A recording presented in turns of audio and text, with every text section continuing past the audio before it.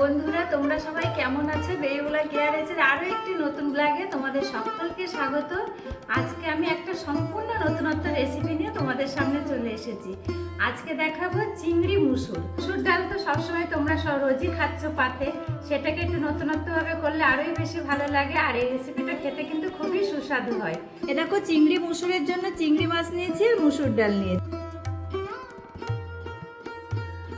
চিংড়ি মুসুর করার জন্য সবথেকে এই ছোট সাইজের চিংড়ি হলে বেশি ভালো হয়, তাই আমি এই সাইজের চিংড়ি দিয়ে আজকে রেসিপিটা করব। এ দেখো, ডালটা ভালো করে ধুয়ে নিয়েছি, এবার সেদ্ধ বসিয়ে দিচ্ছি। ডালটা খুব ভালোভাবে সেদ্ধ হয়ে গেছে, এবার আমি নামিয়ে নেব।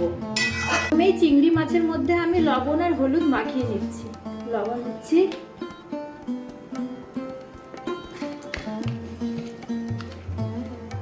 হয়ে গেছে। এবার চিংড়ি মাছগুলো ভেজে নেব। তেল দিচ্ছি সর্ষের।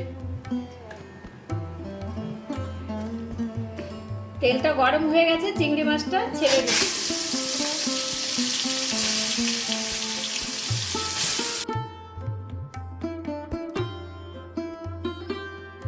চিংড়ি মাছটা ভালো করে ভাজা হয়ে গেছে, এবার আমি তুলে নিচ্ছি।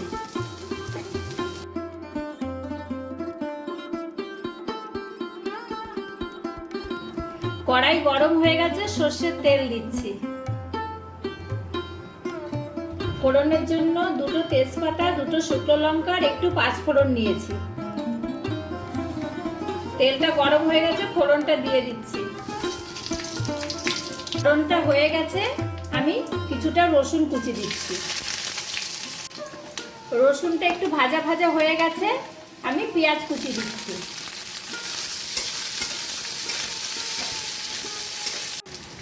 চারটে কাঁচা লঙ্কা চিড়ে দিয়ে দিচ্ছি।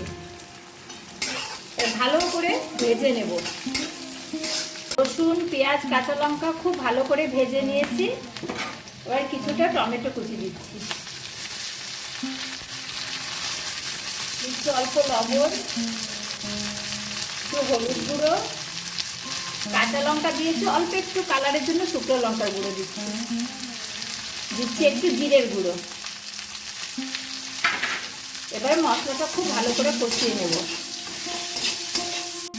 মশলাটা ভালো করে কষানো হয়ে গেছে, এবার আমি চিংড়ি মাছটা দিয়ে দিচ্ছি।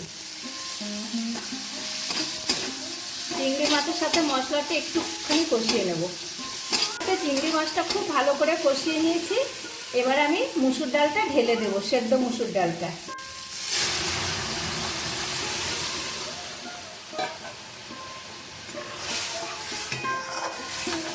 এই ডালটা কিন্তু বেশি পাতলা হয় না, একটু গাঢ় গাঢ় হয়। আমি আর একটুখানি গরম জল অ্যাড করছি।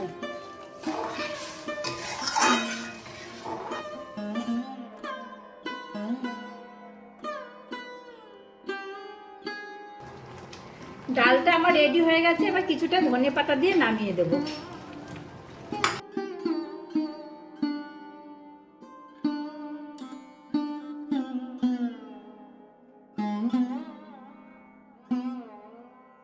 বন্ধুরা, কত ঝটপট বানিয়ে ফেললাম চিংড়ি মসুর ডাল। এই ডালটা কিন্তু তোমরা ভাত, রুটি, তারপরে পরোটার সাথে খুবই ভালো লাগে। মাছের মাথা দিয়ে মুগ ডাল খেয়েছে, কিন্তু চিংড়ি মাছ দিয়ে একবার মুসুর ডাল খেয়ে দেখবে, কত টেস্টি হয় খেতে। একটা পদেই ভাত খাওয়া হয়ে যাবে। তোমরা একবার বানাবে, বানিয়ে আমাকে কমেন্ট করে কিন্তু অবশ্যই জানিয়ে কতটা ভালো হয়েছে। আর আমার এই রেসিপিটা তোমাদের কেমন লাগলো অবশ্যই জানাবে। লাইক, শেয়ার, কমেন্ট করবে আর সাবস্ক্রাইব করতে কিন্তু একদমই ভুলবে না। নতুন নতুন রেসিপি নিয়ে তোমাদের সামনে আমি হাজির হব। আজকে এই পর্যন্ত। সবাই ভালো থাকবে, সুস্থ থাকবে।